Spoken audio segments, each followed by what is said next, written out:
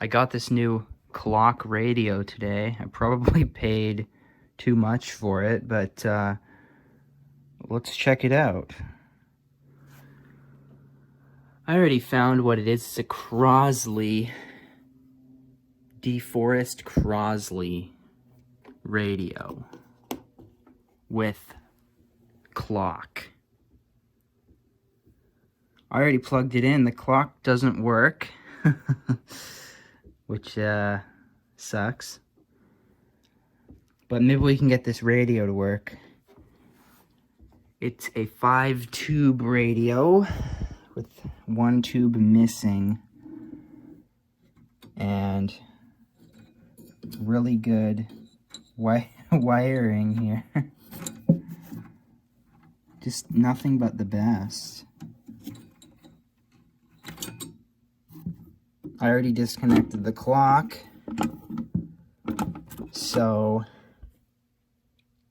just gotta pull this out. It's got some 4 screws, and this is all like mounted on rubber, which has gone bad, and someone has put a piece of wood under there.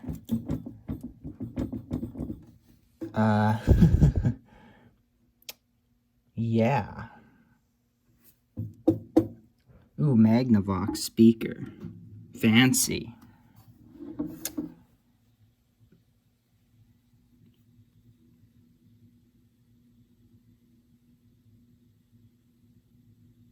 So, yeah. Let's just get this chassis out of here and take a look at it. It's pretty small. Alright, here it is out. Just a few screws and some knobs. It's very dirty, like you'd expect. Look at this. Masterpiece of capacitor technology made of copper. Wow, so classy. This doesn't look original. Ooh. Wow. Another copper capacitor. Boy, if I polish these puppies up, this thing will be classy. Solid copper, electrolytic. Wow. Yeah, this radio is full of firsts, like this bizarre design. The tuner is underneath the chassis. It's a very, very tall chassis, too. Actually, it's got some big fat holes in it. Yeah.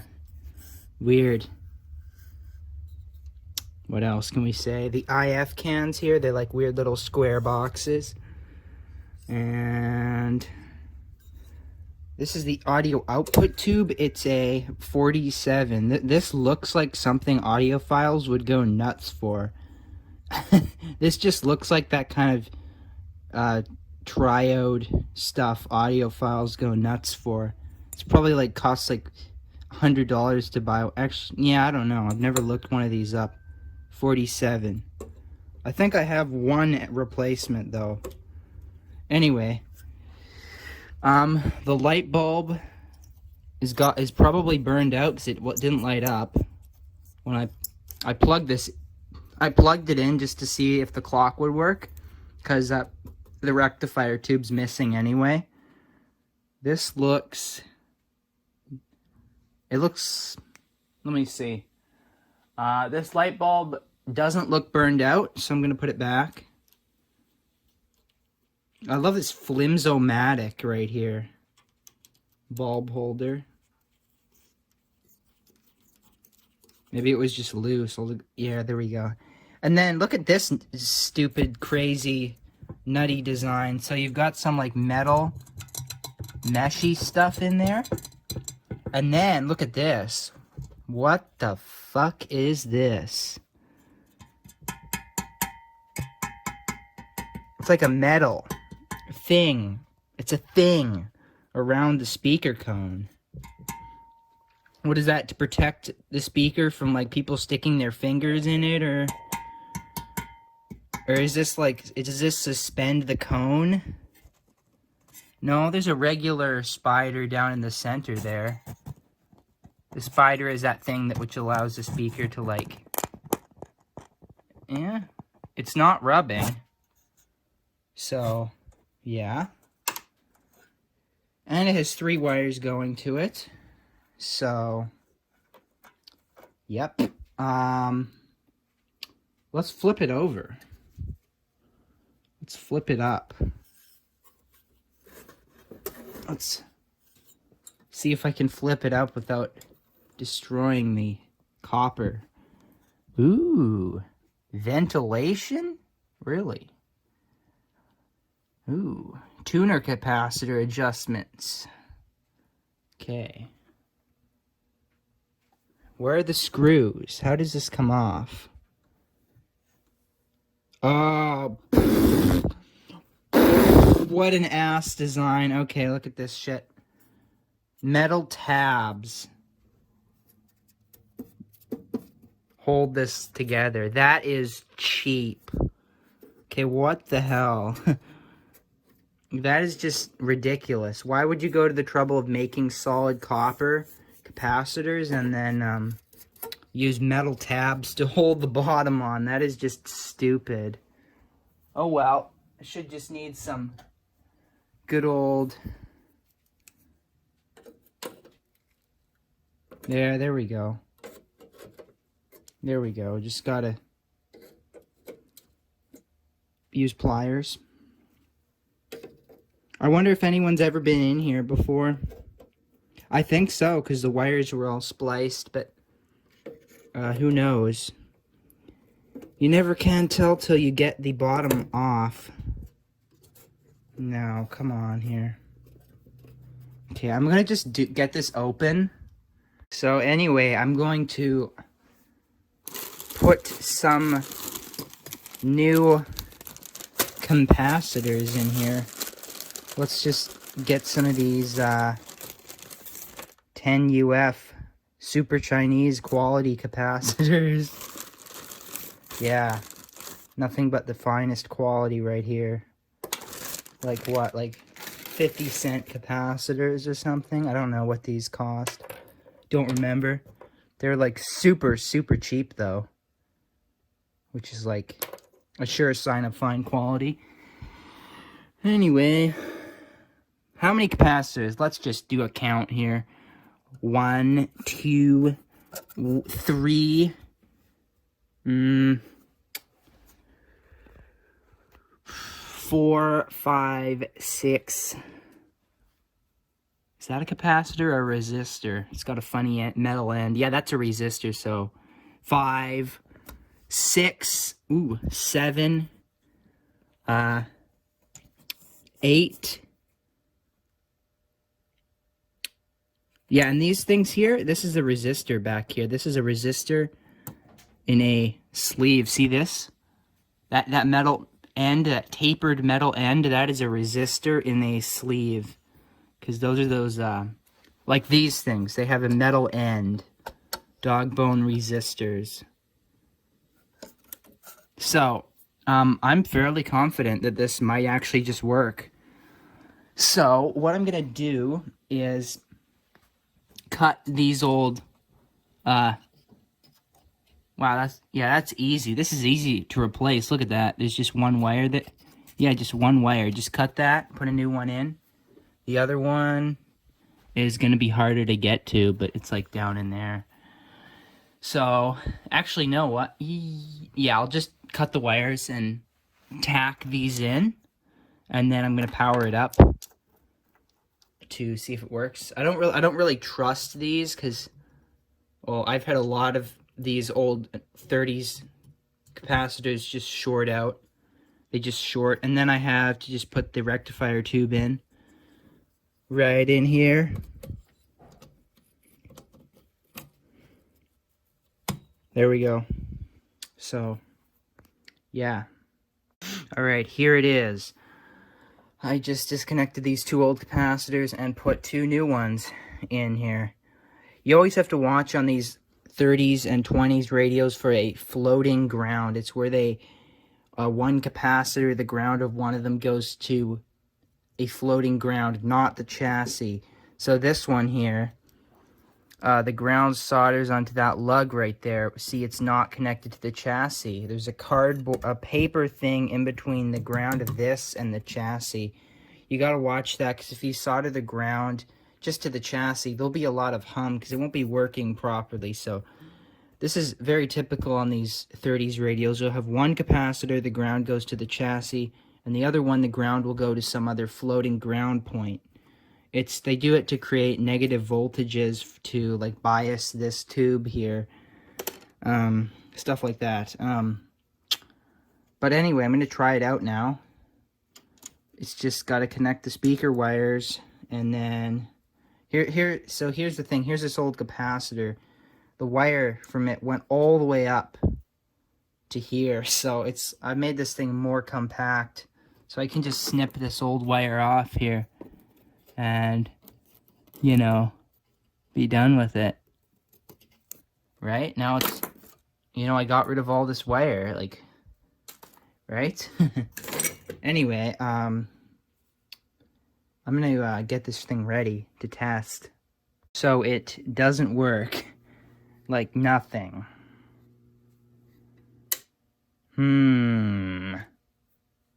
So I decided to measure all the voltages on the tubes. Obviously the audio section was working, which is these two. And I was getting some humming, some buzzing if I was tapping on the grid of the IF here. So signal is getting from here, you know, through these three tubes. Obviously the power supply is working. So then I went to measure voltage on this. This is the oscillator and mixer tube. And I was getting 0 volts on the plate. These coils are good. I measured them. These three, there's an antenna coil, and then there's some other coil, and there's an oscillator coil. These were good. I measured these.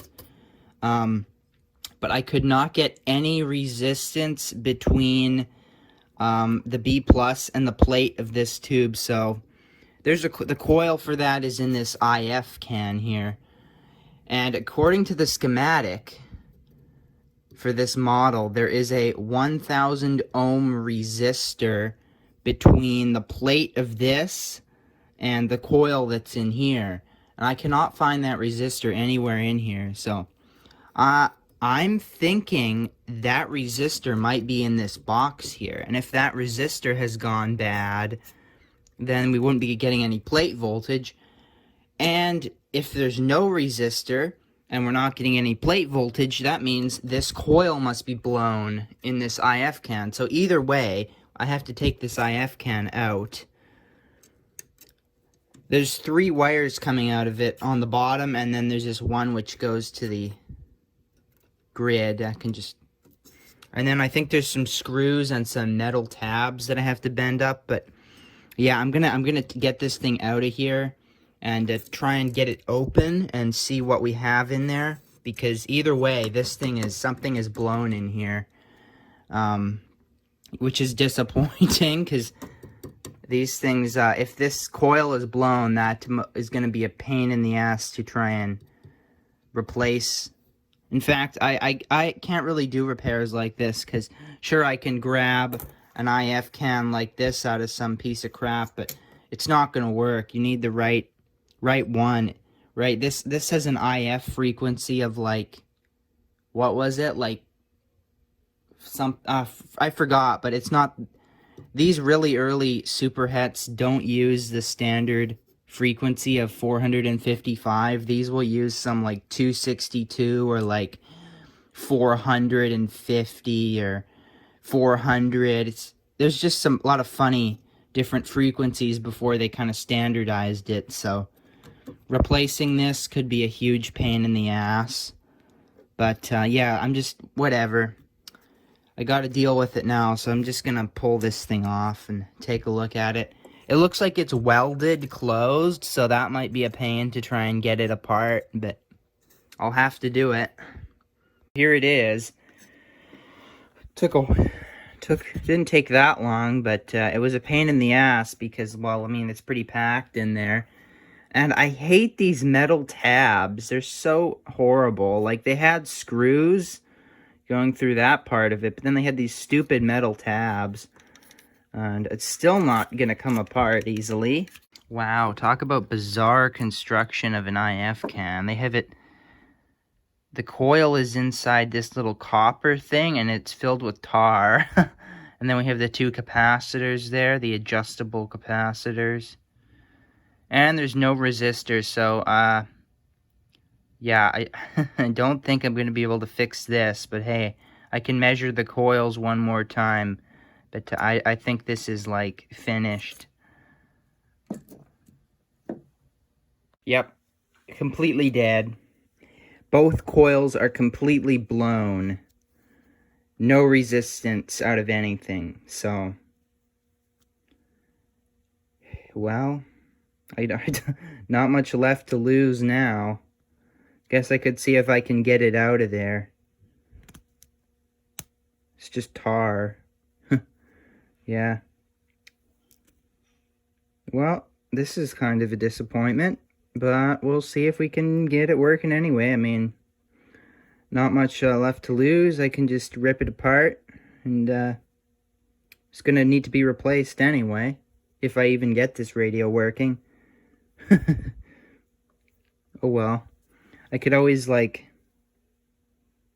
I don't know. I'm pretty much fucked at this point. So,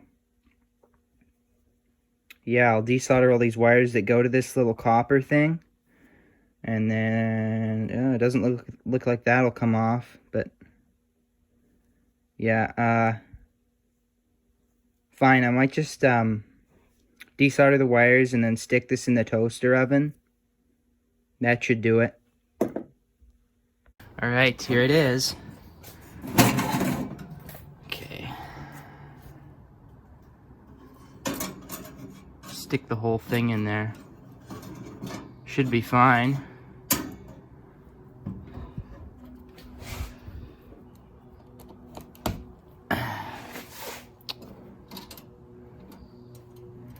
Put it on, like, halfway. And now we wait. Alright, well, I did get the coil out of here.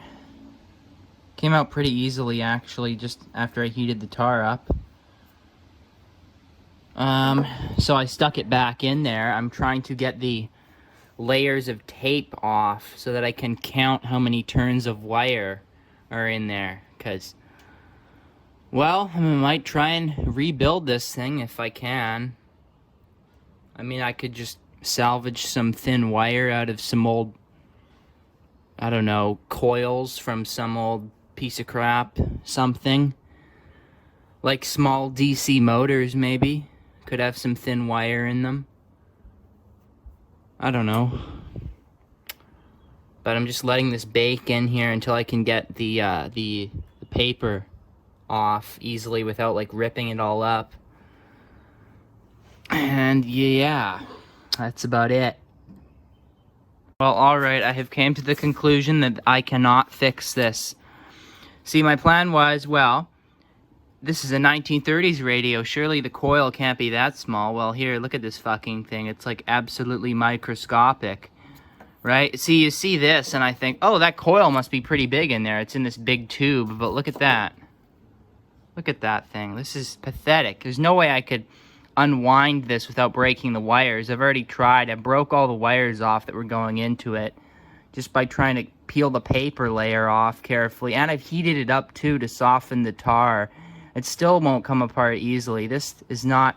My plan was to just take it apart and count the turns of wire so that I could rewind it. But, like, the wire is so thin. I don't have any wire like this that's this thin. And I couldn't count the turns or take it apart even if I wanted to. So, fuck this. This is not going to work. What am I going to do now? Well, let me see. I think this radio has a future as an audio amplifier, honestly. Just have a nice little audio amplifier that you can plug something into and play music through the speaker. Because this radio is not going to work. Not going to work. I think of this. You know what I think of this? I'm done. Can't even get the amplifier to work easily in this piece of shit. So here it is. There it is. Fixed, repaired, totally repaired. It's going to sit here until I get tired of looking at it. When I get tired of looking at it, I'm going to sell it for like $5 or give it to someone or like throw it away. I will keep the tubes, I will keep the chassis, I'll keep the speaker, but the cabinet and the clock, I don't know. Just try and sell it for like $5. Not even worth it on Craigslist. See, like, well, I learned my lesson. I'm not going to buy any more overpriced bullshit because it always ends poorly. Like the cheap radios. Here's the thing about radios. If you spend like $100 on a radio, it's going to be trashed. It's going to look nice, but it's going to be trashed. It's not going to be able to be fixed. But if you take like a rotten, nasty old thing from a barn that's like the cabinet is rotten and falling apart on, all you need to do is plug it in and it'll work. I've proved this. So really, the less money you spend on a radio, the more likely it is to work, from what I've experienced. Whenever I spend money to buy something cool and expensive, it always turns out to be broken and impossible to fix, like this. So I'm done. Maybe I'll salvage these glorious copper capacitors and use them for something. Put them in something else. Salvage the tubes, the tube shields. Whatever. Even the clock. I took the clock out. All the screws are missing, so the clock basically fell apart. It just almost fell apart. Like, ridiculous. Held together with nothing. You know, totally trashed now. Totally trashed. You know, quality.